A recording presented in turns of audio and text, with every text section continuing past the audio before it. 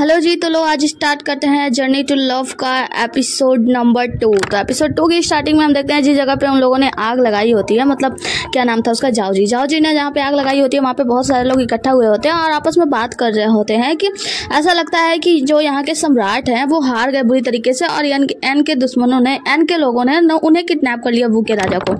और इस वजह से देखिए यहाँ पे इतनी सारी आग लग गई है, इतने सारे लोगों की मृत्यु हो गई है और कोई भी इन सब चीज़ों को ठीक करने के लिए नहीं आया। हम देखते हैं कि यहाँ पे जाओ जी आता है और लास्ट वास को देखता है तो कहता है कि रुको एक मिनट, मतलब यहाँ पे जितने औरत और जितने पुरुष थे उसमें से औरतों की संख्या कम क्यों है? मतलब ये आग तो इसी ने लगाई होती है, ये तो हमें पता है ना। जाओ जी ही था यहाँ पे मिस्टर यू के साथ जो आग वग लगा के गया था। तो ये सोच रहा होता है और आगे की सीन में हम हमारी हीरोइन को देखते हैं जो रिंग लॉन्ग होती है या लिंग लॉन्ग होती है, रान रोई होती है। उसको जो तलवार लगा था गले पे जिसके वजह से उसको बहुत सारा खून निकल गया था और वहाँ वो जहरीला तलवार भी था, तो इसके वजह से वो उसका इलाज कर रही होती है और दवाई वगैरह खा रही होती है। और खाते खाते वो सोच रही होती है कि कैसे मिस्टर यू या मिस यू जो भी थी और झाओ जी के बीच की बातों को याद करती है कि ये लोग कैसे बात कर रहे थे कि अपने अंडर में काम कर रहे 47 लोगों को उन्होंने बेझिझक मार दिया, मतलब निर्दयी तरीके से मार दिया। और ये सारी चीजें याद करके रैन रुई को ना बहुत ज्यादा बुरा लग रहा होता है। रैन रुई याद करती है कि मिस्टर यू कैसे बातें कर रहे थे मिस्टर झाओ जी से कि हम लोगों ने जो स्क्यूजी थी उसको जान से मार दिया, उसकी हड्डियां तोड़ दी। रैन रुई याद करती है कि एक वही तो मेरी दोस्त थी इतनी अच्छी और उसकी सारी शरीर की हड्डियां टूट गई थी। ये सारी बातें याद करके ना उसे बहुत ज्यादा बुरा लग रहा होता है और वो एक लेटर लिखती है जिसके बाद से हम देखते हैं कि आग लगी हुई जगह को झाओ जी के लोग जांच पड़ताल कर रहे होते हैं और वहाँ पे उन्हें कुछ बिल्ला मिलता है और ले जाकर झाओ जी को देते हैं। तो झाओ जी कहते हैं कि कोई व्यक्ति था जिसने हमारे ही लोगों को जान से मार दिया, तो जल्दी से चलो पता लगाओ चारों तरफ, क्योंकि वो यहीं कहीं आसपास होगा। ये लोग चारों तरफ ढूंढ रहे होते हैं और दूसरी तरफ हम देखते हैं कि जो रैन रुई होती है ना कपड़े वपड़े चेंज करके वहीं से निकल रही होती है। हम देखते हैं कि ये लोग चारों तरफ जो होता है ना रैन रुई को ढूंढ रहे होते हैं और रैन रुई इन लोगों से बच बच के भाग रही होती है। झाओ जी का जो आदमी होता है वो चारों तरफ ढूंढ रहा होता है, उस जगह पे पहुंच जाता है जहाँ पे रैन रुई पहले ही आई थी और अपने जहर को निकालने की कोशिश करी थी, मतलब उसने वहाँ पे अपना इलाज किया था। वो उस जगह पे पहुंचते और लड़की का कपड़ा देखते हैं तो वो उन्हें समझ में आ जाता है कि ये कोई लड़की ही है। ये चारों तरफ फिर से रैन रुई को ढूंढ रहे होते हैं लेकिन रैन रुई उनके हाथ नहीं आती। एक तरफ से तो रैन रुई आ रही होती है और दूसरी तरफ से ये लोग आ रहे होते हैं रैन रुई को पकड़ने के लिए, लेकिन रैन रुई कूद कर दूसरी तरफ, मतलब दीवार के दूसरी तरफ चल जाती है और वो बच जाती है। जिसके बाद से हम देखते हैं कि वहीं पे झाओ जी आता है और अपने आदमियों से मिलता है, कहता है कि क्या तुम्हें मिला? तो वो कहता है कि नहीं, हमें कुछ ऐसा संदिग्ध नहीं मिला। वहां से जो मिस्टर झाओ जी होते हैं ना वहां से चले जाते हैं। जिसके बाद ये जो आदमी होता है अपने सैनिकों से कहता है कि देखो अगर हमारे हाथ से कोई निकल भी गया है तो हमें किसी को इसके बारे में बताना नहीं है, क्योंकि अगर वो जाके कोई रिपोर्ट भी करता है तो हमारे ऊपर कोई शक नहीं करेगा, इसीलिए शांत रहो, चलो हम कहीं और चलते हैं। और वो लोग वहां से निकल जाते हैं। जिसके बाद से हम रैन रुई को देखते हैं कि वो भागते हुए एक कमरे में जाती है और वहां पे चारों तरफ चीजों को देख रही होती है और यहाँ पे कुछ ताबूत रखे हुए होते हैं। झाओ जी को देखते हैं जो कि एक घर के सामने आता है और ये निंग का निवास है। यहाँ पे जैसे ही आता है हम देखते हैं कि छत के ऊपर से एक लड़का होता है जो इनके ऊपर तलवारों से, छोटे छोटे चाकुओं से हमला कर रहा होता है। ये सभी सैनिक लड़ रहे होते हैं आपस में, मतलब उस लड़के से। अब ये लड़का फिर सामने आता है कूदकर और कहता है कि मिस्टर जाओ जी आप यहाँ पे, और इस लड़के का नाम होता है जेन रो जो है ना वो पहले 6 रियल हॉल में, मतलब 6 जो रियल हॉल था उसमें काम किया करता था। तो यहाँ पे जाओ जी बोलते हैं कि यार तुम यहाँ पे क्या कर रहे हो छोटे बच्चे? तो वो कहता है कि मैं यहाँ पे कर रहा हूँ और उन्हें प्रणाम करता है और कहता है कि जाओ जी वैसे मैं आपको क्यों बताऊँ, वैसे आप मुझे पहले पता नहीं था कि आप यहाँ पे हैं, मैं तो ये पटाखे आपके ऊपर फोड़ने ही वाला था। वैसे आप ये बताइए आप रात को ये से छिपके घूम क्यों रहे हैं, या फिर आप कुछ चोरी करने के लिए आए हैं? तो यहाँ पे जो झाओ जी होता है ना वो कहता है तुम बहुत बोलने लगे, वैसे ये बता तुम यहाँ क्या कर रहे हो? वो कहता है कि वैसे आपका दिमाग ऐसा लगता है खराब हो चुका है, क्योंकि आपको पता नहीं है क्या मैंने 6 रियल हॉल बहुत पहले ही छोड़ दिया है और अब मेरा पीछा छोड़ दो और वहां से जाने लगता है। झाओ जी कहता है रुको तुम, लेकिन जैसे ही वो पीछे मुड़ता है मिस्टर जेन, तो जेन कहता है कि देखो अगर सामने आए ना तो मैं ये पटाखे तुम्हारे ऊपर ही फोड़ दूंगा, चखना चाहोगे? और फिर उसे खा लेता है, मतलब वो एक छोटी सी टॉफी होती है। जिसके बाद से जेन जो होता है वहां से जाने लगता है। तो झाओ जी जो होता है वो कहता है कि चलो दरवाजा खोलो, और ये लोग सैनिक आगे बढ़ते हैं। तो जेन कहता नहीं तुम लोग अंदर नहीं जा सकते, ये निंग का निवास है, तुम्हें पता नहीं है क्या मिस्टर निंग की अभी अभी मृत्यु हुई है और तुम लोग इनके घर पे ऐसे हमला कैसे कर सकते हो? मिस्टर झाओ जी नहीं रुकते और उसके घर के अंदर घुसने लगते हैं। तो जेन रोकता है और उन सभी सैनिकों से लड़ाई कर रहा होता है, लेकिन आखिरकार मिस्टर झाओ जी जो है वो जेन को पकड़ लेते हैं और हथियारों के साथ उसके गले पे लगाकर अंदर चले आते हैं।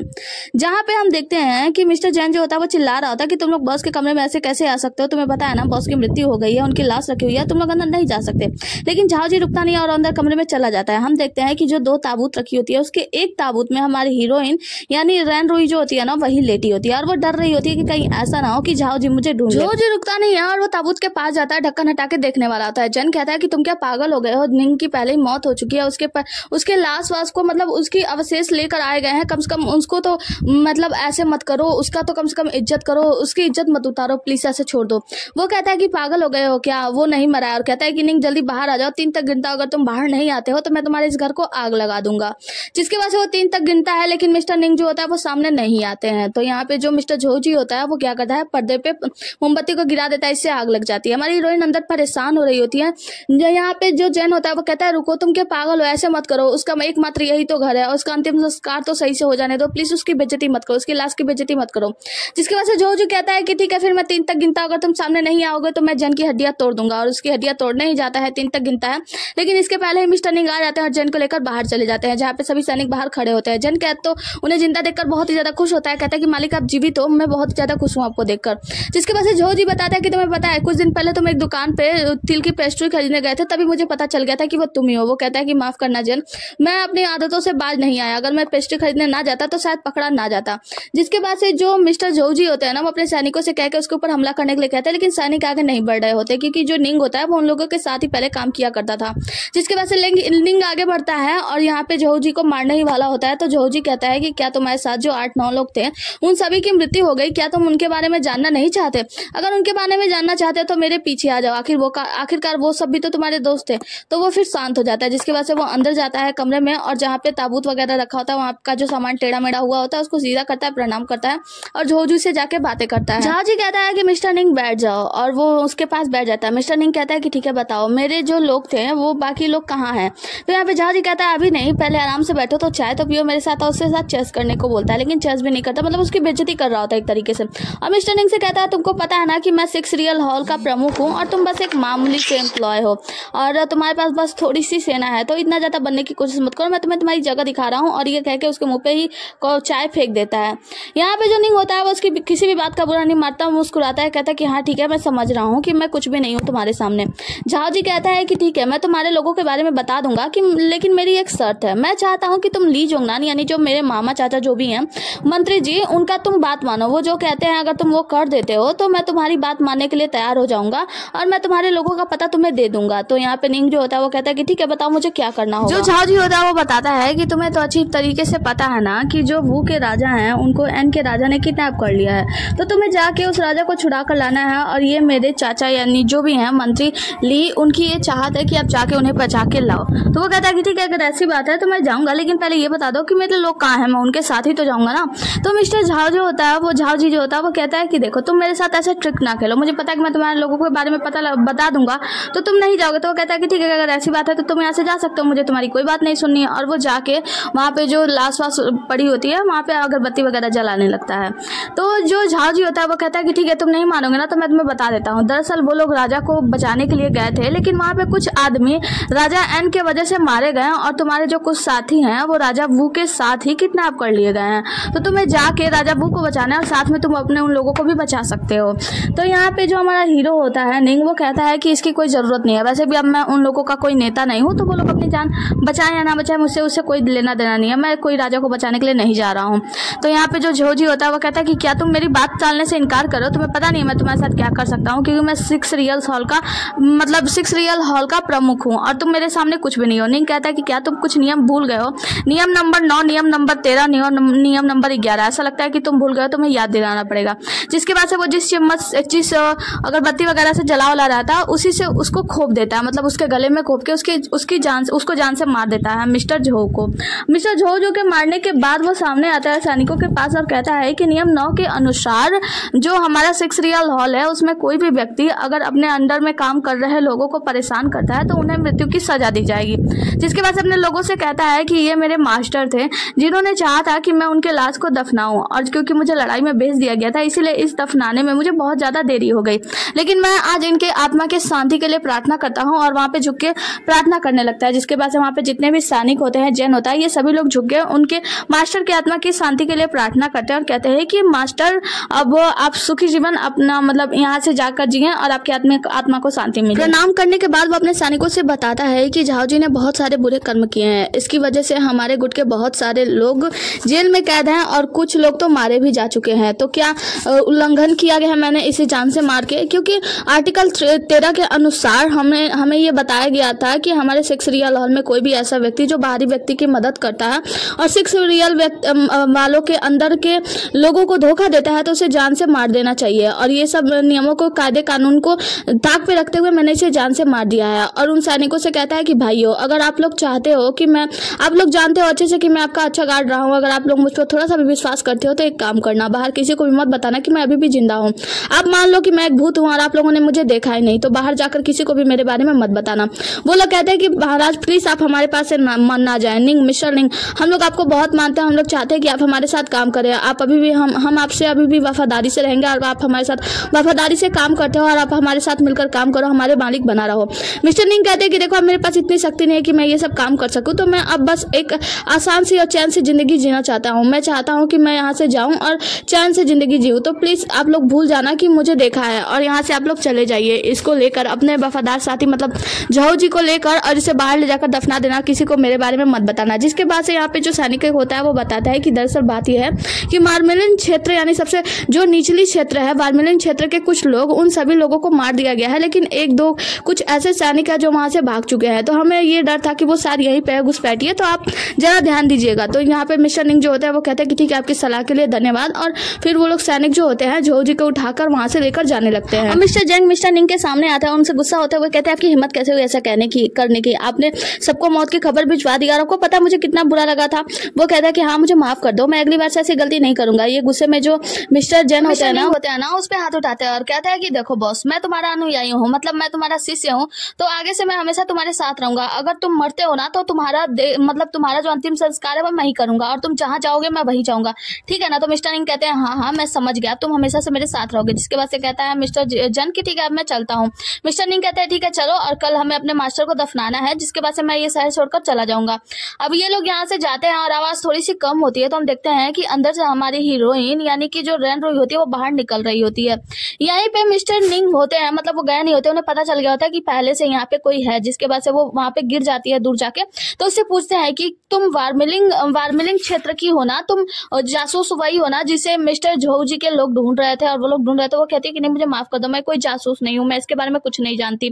दरअसल बात यह है कि मैं तो एक नर्तकी हूँ, मैं गाना गाती हूँ और डांस वांस करती हूँ। तो मैं वहाँ पे गाना गा रही थी, डांस कर रही थी, तो झाऊ जी ने हम लोगों को फंसा दिया, हमारे सारे लोगों को, और मेरी बहन जो मेरी साथी थी उसको भी फंसा दिया। उन्होंने कहा हम लोग जासूस है, हम लोगों ने जो गाना गाया जो नृत्य किया वो राजा के लिए बेकार मतलब वो राजा के लिए दुष्प्रभाव लाया, इसीलिए हम सभी लोगों को जान से मार दिया। मैं जैसे तैसे अपनी जान बचा के यहाँ पे भाग आई हूँ। जिसके बाद से जो मिस्टर जैन होते हैं ना वो उसके पास जाता है, लड़की के पास, कहता है कि मिस्टर निंग मुझे लगता है कि ये सही कह रही है बॉस, शायद ये कोई मामूली नृत्यिका ही है, और उसे उठाने लगते हैं। मिस्टर निंग कहते हैं कि देखो अगर मुझे ये शक हो गया ना कि तुम झूठ बोल रही हो तो फिर मैं तुम्हें नहीं छोड़ूंगा। जैसे यहाँ पे हमारी हीरोइन यानी जो रैन रोई होती है ना, जैसे ही खड़ी होती है मिस्टर निंग उसके तरफ अपना हाथ उठाता है, मतलब एक थप्पड़ मारते हैं कि वो कैसी बचाव करती है, लेकिन रैन रोई वहीं पे बैठ जाती है, मतलब अपने आप को दिखाती है कि मैं कितना ज्यादा कमजोर हूँ। जिसके बाद से मिस्टर जैन उसका नाड़ी छूते हैं और कहते हैं कि देखो इसके पास कोई शक्ति भी नहीं है, आंतरिक शक्ति नहीं है, मतलब ये सिर्फ एक नॉर्मल सी लड़की है। जिसके बाद से हम देखते हैं कि हमारी हीरोइन बेहोश हो जाती है मिस्टर निंग के ऊपर ही, और वो लोग कहते हैं कि अरे ये तो बेहोश हो गई। आगे की सीन में हम देखते हैं, सीन हमें महल का दिखाया जाता है, जहाँ पे हम देखते हैं कि जो राजा बनने वाले हैं यानी कि जो राजकुमार हैं यानी कि जो राजगद्दी के अगले दावेदार हैं वो जो होते हैं वो मिलते हैं एक जियांग क्यूआयो से, जो कि ये 6 रियल हॉल में भी काम करता है। तो ये महाराज यानी राजकुमार जो होते हैं उन्हें प्रणाम करता है और बताता है कि महाराज मैंने अच्छे से देखा है कि जो हमारे महाराज हैं यानी जो हमारे सम्राट हैं वो एन के राजा के पास गिरफ्तार है, मतलब एन के लोगों ने उन्हें गिरफ्तार कर लिया। उसके बाद से वो बताता है कि वहाँ पे जैसे एन के जब वू के राजा चारों तरफ से घिर गए थे तो एक आदमी आया था जिसने तीरों की बरसात कर दी और जाके राजा को प्रणाम किया। जिसके बाद से हमें इस आदमी का शकल दिखाया जाता है और पता चलता है कि इसका नाम लो टोंगुआन है और इसने राजा को यहाँ पे मतलब सम्राट को गिरफ्तार कर लिया है और कैद कर लिया है। जिसके बाद से वो जियांग को ले जाता है और उन्हें राजा से मिलाता है और कहता है कि जाके अपने राज्य के रानी और मंत्री सबसे कह दो कि मैं इस राजा को छोड़ दूंगा, जैसे कि मैंने इन्हें वो क्या बोलते हैं गिरफ्तार किया है या फिर किडनैप किया है, तो मैं इनकी किडनैपिंग से आजाद कर सकता हूँ क्योंकि मैंने इन्हें किडनैप किया है। तो तुम एक काम करो, लोग से जाके कहो कि 1 लाख टन सोना मुझे दे दें और मैं इन्हें आजाद कर दूंगा। यहाँ पे राजा कहते हैं कि क्या तुम सच में 1 लाख टन सोना लेने के बाद मुझे छोड़ दोगे? तो यहाँ पे जो लो टोंगवान होता है ना वो कहता है कि हाँ बिल्कुल, वैसे मैंने ही तुम्हें गिरफ्तार किया है यानी मैंने ही तुम्हें यहाँ पे लेकर आया है तो मैं तुम्हें छोड़ भी दूंगा। जिसके बाद से जियांग वहां से जाने लगता है और लो टोंग से कहता है कि देखो मैं यहाँ से जा रहा हूँ लेकिन तुम याद रखना मेरे महाराज की अच्छी तरीके से सेवा करना, देख रेख करना, मतलब उन्हें कोई कमी नहीं होनी चाहिए, और साथ ही अगर उनके शरीर पे एक खरोच भी लगाना तो मैं तुम्हें जिंदा नहीं छोड़ूंगा। जिसके बाद से लो टोंग होता है वो कहता है कि तुम बहुत ही ज्यादा मतलब वफादार लगते हो और बहुत ही ज्यादा वो निडर भी हो। तो ठीक है, मैं एक काम करता हूँ, इसमें एक और शर्त जोड़ दो, 1 लाख टन सोने के साथ साथ तुम्हारे राज्य का जो अगला होने वाला राजा है या अगला दावेदार है राजगद्दी का, वही आएगा वो सोने और पैसा वैसा लेकर। और यहाँ पे जो जियांग होता है ना, वो राजकुमार को बता रहा होता है। राजकुमार कहते हैं कि ये सब उसका कहना था, इसका मतलब ये है कि वो मुझे देखना चाहता है, मतलब मैं उसके लिए वो पैसे लेकर जाऊं। उसके बाद से वो जो राजकुमार होते हैं वो कहते हैं ठीक है, कल दरबार जब लगेगा तो तुम वहां पे आना और मंत्रियों को सबको इसके बारे में बता देना कि कैसे उन्होंने हमारे सम्राट को गिरफ्तार किया है और उन्होंने उसके बदले में इतने सारे पैसे मांगे। अगर इतने सारे हम लोग पैसे दे देते हैं उसे और उसके बाद से हम राजा को छुड़ा भी लाते हैं, तो हमारे पास एक छोटा राजा जो आने वाला है, उसके बाद से हमारे राज का तो नाश होने ही वाला है। जो जियांग होता है वो कहता है कि महाराज एक बात और, हमारे 6 रियल हॉल के बहुत सारे भाई लोग मारे गए और ये पूरे राज्य में बात अफवाहें फैली हुई हैं कि हम लोगों की गलती के वजह से ही राजा का किडनैप हो गया। तो मैं अपना नाम साफ करना चाहता हूँ महाराज, आप दरबार में सबके सामने बताइए कि हम लोगों ने ऐसा कुछ नहीं किया, ना मैंने, ना निंग ने, ना हमारे साथियों ने, किसी ने भी ऐसा कोई कार्य नहीं किया। तो महाराज कहते हैं कि मैं अकेला अगर लोगों के सामने ये बोलूं भी कि तुम लोग मतलब ऐसा तुम लोग नहीं किए हो, तो मेरी बात पे कौन ही विश्वास करेगा, तो हमारे पास कोई सबूत भी तो नहीं है। वो कहता है कि महाराज लेकिन मुझे हम लोगों का अपना नाम साफ भी करना है कि हम 6 रियल हॉल के किसी भी लोगों ने कोई भी गलती नहीं की है। महाराज अगर मैं और अपने साथियों का हम लोग का नाम साफ नहीं कर पाता हूँ तो फिर मैं उन लोगों के क्या मुंह दिखाऊंगा, उन लोगों का जो बलिदान है वो सब तो व्यर्थ ही चला जाएगा ना। आगे की सीन में हम देखते हैं निंग का घर, मतलब निंग का वही घर दिखाया जाता है जहाँ पे हम देखते हैं कि हमारी हीरोइन यानी जो रन रुई होती है वो सोई होती है, वो उससे कहता है कि उठ जाओ, अब सवेरा हो गया है और मैंने तुम्हारी दवाई पहले ही बदल दी है। जिसके बाद से कहता है कि अब तुम ठीक हो और चलने लायक हो, तो तुम एक काम करो, जल्दी से अब यहाँ से निकल जाओ।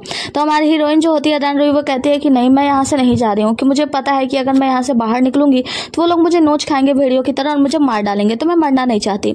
तो जो हमारा हीरो निंग होता है वो कहता है कि तुम्हें यहाँ नहीं रुकना चाहिए, मुझे अच्छे से पता है कि तुम वार्मिलिन गार्ड के क्षेत्र से ही हो और तुम एक जासूस हो। वो कहती है कि नहीं मैं नहीं हूँ। वो कहता है कि नहीं, मुझे अच्छे से पता है कि तुम जासूस ही हो। वो कहती है कि इसे तो मनाना पड़ेगा। उसके करीब जाती है, उसे रिझाने की कोशिश करती है, कहती है कि देखो अगर तुम जो भी करना चाहो मैं वो सब कुछ करूंगी तुम्हारे लिए। और वो क्या करता है, उसके हाथ से डंडा छूट जाता है। हमारी हीरोइन सोचती है कि अब शायद ये मेरी बातों में आ रहा है और वो उसके करीब जाता है लेकिन उससे दूर धकेल लेता है और कहता है कि देखो मुझे फंसाने की कोशिश मत करो, मुझे अच्छे से पता है कि तुम वार्मिलिन क्षेत्र से ही हो, अगर तुम यहाँ से नहीं गई तो मैं तुम्हें नहीं छोड़ूंगा। वो कहती है नहीं मैं मरना नहीं चाहती, मुझे अच्छे से पता है कि तुम मुझे कुछ भी नहीं करोगे, तुम बहुत ही ज्यादा अच्छे हो। वो कहता है कि तुम जानते हो मैं 6 रियल हॉल से हूँ, तुम्हें कैसा लगता है कि मैं बहुत अच्छा हूँ। वो कहती है क्योंकि वो लोग जान से मार देते हैं, तुमने ऐसा नहीं किया, तुमने कल रात मेरी जान बचाई, तुम्हें पता था कि मैं वहाँ पे छिपी हुई हूँ, फिर भी तुमने मेरी मदद की, इसीलिए मैं बता सकती हूँ कि तुम बहुत अच्छे हो। वो कहता है कि मैं अच्छा नहीं हूँ, उसके करीब आता है, उसका जो घाव होता है उसको दुखाने लगता है। हमारी हीरोइन जो होती है वो रोने लगती है और कहती है कि देखो मैं सच बता रही हूँ, मैं किसी वार्मिलिन क्षेत्र के मतलब गार्ड को नहीं जानती, लेकिन हाँ मैं तुम्हें ये बता सकती हूँ कि मेरी जो दोस्त थी, जो मेरी साथी थी क्यूजी, वो उसके क्षेत्र में मतलब वार्मिलिन क्षेत्र में काम करती थी और उसने मुझे उसके अंदर आने के लिए कहा था और उन्होंने मुझे कोई ट्रिक नहीं सिखाई, मतलब मुझे लड़ना बिड़ना कुछ नहीं सिखाया, बस ये सिखाया कि मुझे नृत्य करना है और उसके बाद से गाना वाना गाना है और अपनी सुंदरता को दिखाकर लोगों को फंसाना है, रिझाना है। इसके अलावा मैं कुछ भी नहीं जानती हूँ, मैं सच में बता रही हूँ, अगर तुम्हें विश्वास नहीं तो तुम चाहो तो मुझे जान से मार सकते हो। वो उसको खूब घाव दे रहा होता है, उसे दर्द हो रहा होता है। वो कहता है कि तुम यहाँ से चली क्यों नहीं जाती, मैं भी तो तुम्हें यहाँ पे परेशान ही कर रहा हूँ। वो कहती है कि मैं यहाँ से नहीं जा सकती क्योंकि तुम यहाँ पे मुझे सिर्फ परेशान कर रहे हो, मुझे घाव दे रहे हो, लेकिन अगर मैं बाहर जाऊंगी तो मैं जान से मार दी जाऊंगी, लेकिन मैं मरना नहीं चाहती। हमारे हीरो का भी थोड़ा सा तरस आने ही लगता है, तभी हम देखते हैं कि यहाँ पे जैन आ जाता है और जैन के आते ही हम देखते हैं कि हमारी जो हीरोइन होती है ना, उसे जब दर्द सहन नहीं होता है तो वो निंग के हाथ पे जोर से काट लेती है और वो कहता है क्या तुम कुत्ता हो क्या। उसके बाद से हम देखते हैं कि जैन आता है, कहता है कि मालिक क्या हुआ, तो हमारी जो हीरोइन होती है वहां से चली जाती है। तो जो निंग होता है वो कहता है कि इसे जल्दी यहाँ से बाहर निकालो। तो हमारा हीरो हमारा जो हीरो होता है वो साइड में हो जाता है और जो हीरोइन होती है उससे जाके जैन मिलता है, कुछ दवाइयाँ देता है, कहता है कि तुम ये दवाई खाओ और तुम चिंता मत करो, मैं जाकर मिस्टर निंग से बात करता हूँ और वो इतने ज्यादा बुरे नहीं है, वो बस बहुत ही ज्यादा शक्की हैं, उन्हें विश्वास नहीं होता क्योंकि बहुत सारे लोगों ने उन्हें धोखा दिया है। जिसके बाद से वो उसे दवाई देता है। तो हमारी हीरोइन पहले तो नाटक कर रही होती है कि उसे बहुत ज्यादा दर्द हो रहा है, लेकिन जो जन होता है उसके जाने के बाद वो फिर बिल्कुल ठीक महसूस कर रही होती है। जन जाता है, निंग से बात करता है और कहता है कि क्या मैं उसे सचमुच में यहाँ से भगा दूं, अगर मैं उसे यहाँ से बाहर भेजता हूँ तो उसे जान से मार दिया जाएगा। तो निंग कहता है पहले एक बात बताओ, तुम तो पहले किसी पर विश्वास नहीं करते थे, लेकिन वो लड़की है क्या ये जान के तुम ऐसा कर रहे हो, मतलब उसे यहाँ पे रखना क्यों चाहते हो। तो हमारा जो जन होता है वो कहता है कि मालिक बॉस ऐसी कोई बात नहीं, अगर आप चाहें तो उसे अभी निकाल सकते हैं, मैं अभी भी आपकी बात मानूंगा, लेकिन दरअसल बात यह है मेरी एक बहन थी जो कि ऐसे ही नाचती थी और नृतिका थी और सिंगर थी, लेकिन उसे जान से मार दिया गया। तब से मैं उसमें अपनी बहन को देख रहा हूँ, इसलिए मैं चाहता हूँ कि कुछ समय के लिए यहाँ पे वो रह जाए। अगर आप नहीं मानेंगे तो मैं उसे यहाँ से भगा दूंगा, लेकिन क्या आप एक बार मेरी बात मान सकते हैं। तो यहाँ पे जो निंग होता है उसे वो अपने घाव को देखता है और कहता है कि ठीक है, फिर एक काम करो उसे यहाँ पे रहने दो। तो वो कहता है कि आप चिंता मत कीजिए, आपको उस पर शक है ना तो मैं 24 घंटे उस पर नजर रखूंगा, कुछ भी गड़बड़ दिखे तो मैं उसे खुद मार डालूंगा। जिन के जाने के बाद हमारा जो हीरो होता है अपने हाथ पे कटे घाव के निशान को देख रहा होता है, फिर कुछ सोचता है, जिसकी वजह से हम हमारे हीरोइन को देखते हैं। रैन रुई जो होती है वो अपने घाव पे दवाई लगा रही होती है, लेकिन जब हमारा हीरो आता है तो वो रोने का नाटक करने लगती है। वो कहता है कि नाटक करना बंद भी करो, एक भी आंसू नहीं निकल रहे हैं, वैसे तुम काफी अच्छी अभिनेत्री हो और तुम यहाँ पे रह सकती हो, चलो कुछ समय के लिए। तो यहाँ पे जो हमारी हीरोइन होती है रैन रुई, वो तो बिल्कुल पूरी तरीके से पसीज जाती है और उसे धन्यवाद कहने लगती है कि आपका धन्यवाद यंग मास्टर, आपने मुझे यहाँ पे रहने दिया, मैं आपके लिए कुछ भी करूंगी। वो कहता है कि ठीक है अभी मैं जा रहा हूँ, कुछ समय के बाद ही आऊंगा, तो घर की सफाई कर देना, दवाई वाई खाकर जल्दी से, और हाँ जब मैं आऊंगा तो मुझे गरम गरम खाना चाहिए। वो कहती है कि हाँ बिल्कुल आप जैसा चाहेंगे मैं वैसा ही करूंगी।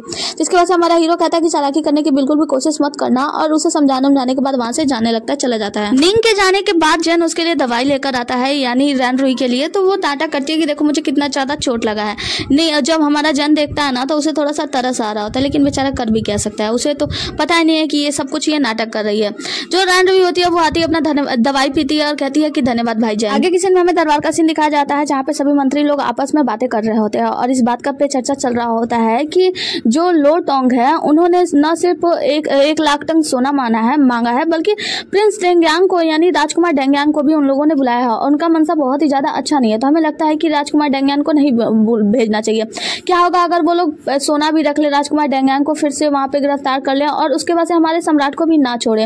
लेकिन कुछ मंत्रीगण इस बात से सहमत होते हैं कि हमें राजकुमार डेंगयांग को भेजना ही चाहिए। राजकुमार डेंगयांग कहते हैं कि देखो अगर आप लोग मुझे नहीं भेजते और मैं यहाँ से नहीं जाता हूँ तो फिर क्या होगा, अगर मैं सम्राट को ऐसे नहीं छोड़ सकता ना, हमें अपने सम्राट को बचाने के लिए तो जाना ही होगा। तो यहाँ पे कुछ मंत्रीगण कहते हैं कि देखो हम लोग वहां पे मतलब लाना तो चाहते हैं, लेकिन ये कोई जरूरी नहीं है ना कि राजकुमार डेंगयान ही जाए मतलब सम्राट को बचाने के लिए। वहां पे एक दूसरे प्रिंस भी तो हैं, हमारे प्रिंस यिंग भी हैं, प्रिंस यिंग भी को भी तो भेज सकते हैं साथ में।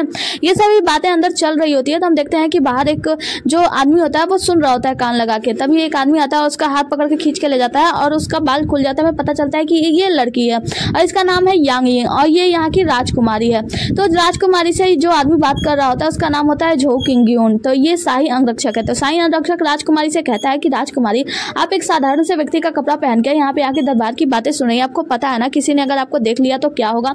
वो कहती है कि मैं अपने भाई के लिए बहुत ही ज्यादा परेशान हूँ। तुम्हें पता है ना कि निंग यानी जो वो भी मेरा बोला भाई था, वो जब यहाँ से चला गया लड़ाई के लिए और उसकी मृत्यु हो गई, तब तक मैं इतना ज्यादा रोई थी और मैं अब अपने इस राजकुमार भाई को खोना नहीं चाहती, मतलब राजकुमार डेंगयान को। मैं इसके लिए बहुत ही ज्यादा परेशान हुआ कि ये सब क्या हो गया है। तो जो शाही अंगरक्षक झोंग होता है वो कहता है कि देखिए राजकुमारी आपको चिंता करने की जरूरत नहीं है। वो कहती है कि वैसे भी मुझे मानता ही कौन है, निंग था वो मुझे अपनी बहन मानता था, राजकुमारी मानता था, तुम मानते हो राजकुमारी, मेरा भाई प्रिंस डेंगयान राजकुमारी मानता है, आखिर तुम लोगों के अलावा मेरा अपना है ही कौन। मैं तुम लोगों की चिंता ना करूं तो क्या करूं। यहाँ पे जो झोंग होता है वो कहता है कि राजकुमारी आप बिल्कुल भी चिंता ना कीजिए, मुझे पता है कि आपकी माँ जो है वो निचले दर्जे की महिला है जिसके आपके पिता ने प्रेम किया और आपका जन्म हो गया। हम हालांकि हर कोई आपको उच्च दर्जे की राजकुमारी नहीं मानता, लेकिन मैं जानता हूँ आप बहुत ही ज्यादा अच्छी है। राजकुमारी कहती है कि अगर मैं इतनी ही अच्छी हूँ तो मेरी बड़ी बहन जो कि राजकुमारी है वो मुझे क्यों नहीं मानती, वो मुझे तो हमेशा नीचा दिखाती रहती है। तो यहाँ पे जो हमारा शाही अंगरक्षक होता है वो कहता है कि राजकुमारी आप अच्छे से जानती है ना, बहुत ही ज्यादा खूबसूरत है, इसीलिए आपकी बहन को वो बड़ी राजकुमारी को ना आपसे जलन होता है, इसीलिए वो आपके साथ ऐसी ऐसी बातें करती रहती हैं। और आपको पता है ना कि जो महाराज की महारानी है वो भी माँ बनने वाली है, मतलब एक और नए राजकुमार का जन्मदिन होने वाला है। और आप चिंता मत कीजिए, आप जाके अपने कमरे में आराम कीजिए। मुझे ऐसा लगता है कि जब सम्राट यहाँ पे आएंगे तो आपकी पदोन्नति जल्दी हो जाएगी। वो कहती है कि अगर ऐसी बात है तुम मुझे इतना अच्छा मानते हो तो क्यों ना तुम मुझसे शादी कर लेते हो। वो कहता है कि आप अच्छे से जानती है ना कि मैं बस एक शाही अंगरक्षक हूँ और शाही दरबार में मतलब राजकुमारियों से शादी करने के लिए एक अच्छा सा वो तो होना चाहिए ना कि मैं बहुत बड़ा ऑफिसर होना चाहिए। तो मैंने इस बार लड़ाई में भाग लेने की सोची थी, लेकिन मैं लड़ाई में भाग नहीं ले पाया। वो कहती है कि अच्छा हुआ भाग नहीं ले पाया, क्योंकि तुम्हें पता ना इस लड़ाई में जाने वाले हर एक व्यक्ति की मौत हो गई है। वो कहता है कि हाँ मैं अच्छे से जानता हूँ, लेकिन आपको तो पता है ना आपका भाई जो निंग है ना वो मर नहीं सकता, क्योंकि वो इतनी सारी मतलब वो क्या है शक्तियां हैं उसके पास और इतना सारा वो ट्रिक जानता है, वो जरूर बच गया होगा, मुझे पूरा विश्वास है। वो कहती है कि क्या तुम सच कह रहे हो। वो कहता है कि हाँ मैं सच कह रहा हूँ। वो कहती है कि अगर ऐसी बात है तो तुम देखो मेरी बहन जो बड़ी वाली राजकुमारी है उसने तो एक साधारण से व्यक्ति से शादी की है ना, तो तुम क्यों नहीं कर सकते। वो कहता है कि मैं इसलिए नहीं कर सकता क्योंकि आपकी बहन के पास 800 घरों का मतलब उनकी जो माँ थी वो रानी थी और उनके पास बहुत सारा धन दौलत था, इसके वजह से वो अपने पति का चुनाव कर सकती है। आपके पास तो कोई ऐसा धन दौलत भी नहीं है ना। वो कहती है कि सही बात कह रहे हो कि मुझे इसके लिए कुछ ना कुछ तो करना होगा ना। तो वो कहते हैं कि आप चिंता मत कीजिए, आप जाइए कमरे में आराम कीजिए। जब आपके पिताश्री यहाँ पे यानी कि जब सम्राट यहाँ पे लौट कर आएंगे तो आपकी पदोन्नति जरूर कर देंगे और आप बहुत बड़ी राजकुमारी बन जाएगी। वो कहती है सही कह रहे हो और खुश हो जाती है। आगे का सीन दरबार का दिखाया जाता है जहाँ पे हम देखते हैं एक लंगड़े व्यक्ति को जो कि लंगड़ता हुआ अंदर आ रहा होता है और ये यहाँ का राजकुमार है यांग जिंगयांग। और ये जो होता है वो आकर महाराज से यानी राजकुमार डेंगयांग के सामने झुक जाता है और कहता है कि भाई मैं जाना चाहता हूँ पिताजी को वापस लाने के लिए, मैं 1 लाख टन सोने लेकर जाऊंगा और अपने पिताजी को वापस लाऊंगा। राजकुमार डेंगयांग कहते हैं कि नहीं, तुम बिल्कुल भी नहीं जा सकते, क्योंकि तुम्हें पता नहीं है ना कि पिताजी से मैंने वादा किया है कि मैं तुम्हारी रक्षा करूंगा, जिसके वजह से हम मतलब राजमाता यानी महारानी जो होती है उनको देखते हैं, जिनके जो सम्राट के लिए चिंतित हो रही होती है। तो उनकी बहन आती है, सम्राट की बहन, और उन्हें समझाती है कि देखिए आपको चिंता करने की जरूरत नहीं है, सम्राट बिल्कुल ठीक होंगे और वो जल्दी से वापस आ जाएंगे। वो कहती है कि मुझे इस बात की चिंता नहीं है, मुझे इस बात की चिंता है कि 1000 टन सोने की चिंता नहीं है, बात यह है कि सम्राट को पता नहीं वो लोग वापस भेजेंगे या नहीं भेजेंगे। तभी एक नौकरानी आकर बताती है कि दरअसल राजकुमार यांग जो है ना वो चले गए हैं राजकुमार डेंगयांग के पास और वो उनसे इस बात की विनती कर रहे हैं कि वो महाराज को लाना चाहते हैं। जिसके बाद से हम देखते हैं कि राजकुमार डेंगयांग मना कर रहे होते हैं यांग को, राजकुमार यांग को, और कहते हैं कि आप वहां नहीं जा सकते क्योंकि आपको पता नहीं है, पिताजी ने मुझसे वादा लिया है कि जब वो यहाँ से जा रहे थे तो उन्होंने मुझसे वादा लिया था कि जब मैं आपकी हमेशा से रक्षा करूं और मैं आपकी जान खतरे में नहीं डाल सकता। तो प्रिंस यांग जो होते हैं वो कहते हैं कि भाई प्लीज मुझे जाने दीजिए, मैं अपने देश के लिए, अपने राष्ट्र के लिए, अपने राज्य के लिए कुछ करना चाहता हूं और मैं वहां पे सम्राट को लेने के लिए जाऊंगा। जिसके बाद से हम दूसरी सीन में महारानी यानी रानी माँ को देखते हैं जहाँ पे वो बाहर जा रही होती है प्रिंस यांग को रोकने के लिए। तो उनकी नौकरानी कहती है लेकिन आपको वहां नहीं जाना चाहिए, और इनकी जो ननद होती है वो पीछे पीछे होती है और कहती है कि भाभी अब जरा धीरे चलो क्योंकि आपके पेट में एक बच्चा है, आपको पता है ना। वो कहती है कि नहीं, प्रिंस यांग वहां नहीं जा सकते क्योंकि महाराज ने यानी सम्राट ने मुझसे वादा लिया था कि मैं प्रिंस यांग की देखभाल करूं, तो मैं उन्हें ऐसे उनकी जान खतरे में नहीं डाल सकती। हाँ, मैं एक काम करूंगी कि राजा की तरफ से किसी व्यक्ति को मैं गोद ले लूंगी, उसे राजकुमार बनाऊंगी और उसे वहां पे जाने के लिए कहूंगी। जिसके बाद से जो नौकरानी होती है वो कहती है कि महारानी लेकिन आप ऐसा कैसे कर सकती हैं, कोई भी व्यक्ति अपनी जान खतरे में क्यों डालेगा। वो कहते हैं कि मैं उसे ढेर सारा सोना, घोड़े और पैसे घर दे दूंगी जिससे कि वो लोग मान जाएंगे और मैं ऐसा ही करूंगी, मैं प्रिंस यांग की जान खतरे में नहीं डाल सकती।